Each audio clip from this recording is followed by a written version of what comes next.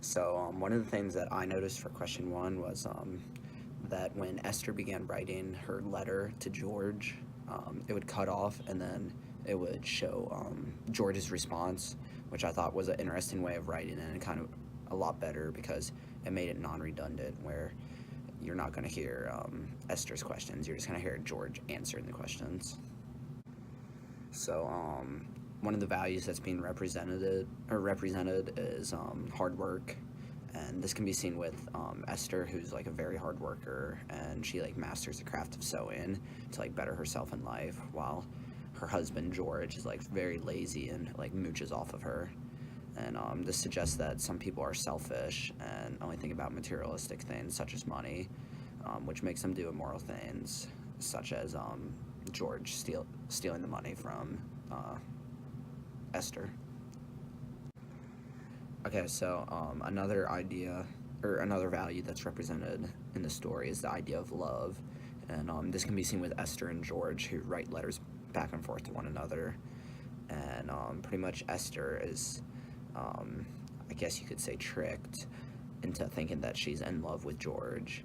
But once George like finally comes around, she realizes that like George wasn't actually writing the letters, and that like he doesn't really actually love her. He was just trying to like get her money, while she's been seeing Mr. Marks buying fabric from him every few weeks or so, and he actually like shows like that he's like interested in her, and she's interested in him too. It's just they don't really realize it, even though it's right in front of their face.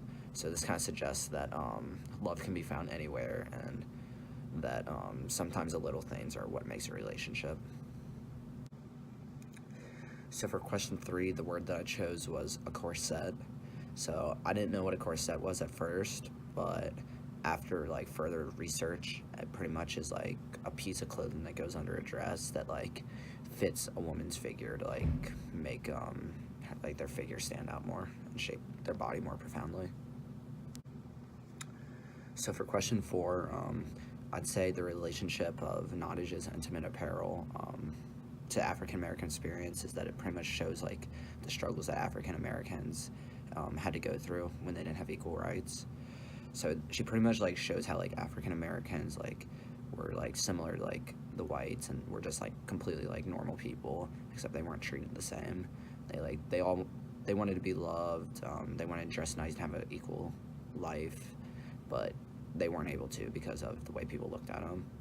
And I'd say this play reinforces the idea that African Americans had to go through hardship, but it also reinvents the idea of African Americans, because a lot of people looked at African Americans as like lesser people, but it kind of just shows you that they're just like normal people, just like us.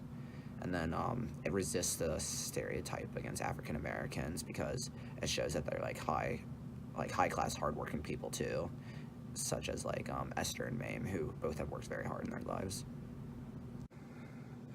So for question five about stereotypes, so I'd definitely say that stereotypes still exist because, like, for example, common stereotypes for African Americans are like watermelon, grape Kool-Aid, fried chicken, that kind of stuff. So they definitely still exist today. What perpetuates stereotypes is people that are ignorant about like a certain culture, and they're not like friends with the people in the culture, so they kind of just like go in like blindly and just like spread like false information to people that also don't know anything about the culture. And then what helps overcome it is being open to new ideas and cultures and becoming friends with those people of that culture.